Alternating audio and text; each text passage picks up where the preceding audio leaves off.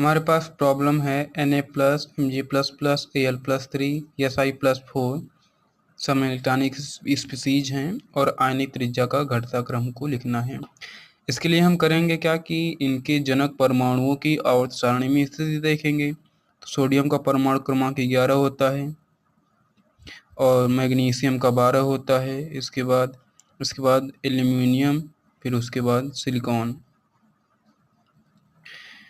अब जो जितने इलेक्ट्रॉन त्यागेगा उस पर उतने ही धन आयन आएंगे।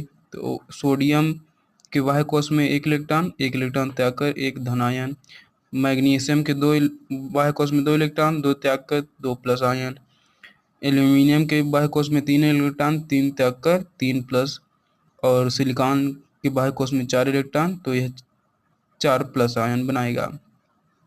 और हम जानते हैं कि किसी भी आवर्त में बाएं से दाएं ओर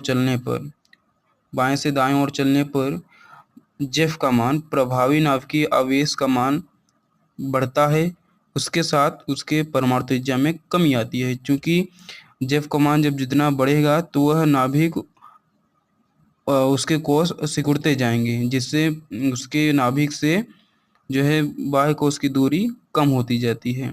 इसलिए बाएं से दाएं ओर जाने पर जेफ का मान बढ़ने के साथ परमाणु त्रिज्या घटती है, और जो जितने इलेक्ट्रॉन त्यागेगा उस पर उतने ही जेफ का मान बढ़ जाएगा, इसलिए उसकी त्रिज्या सबसे छोटी हो जाएगी।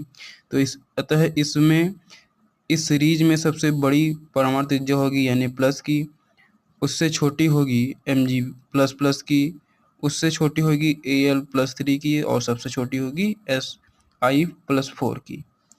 और किसी भी आवर्त समूह में नीचे जाने पर परमाणु त्रिज्या क्रमिक रूप से बढ़ती है। धन्यवाद।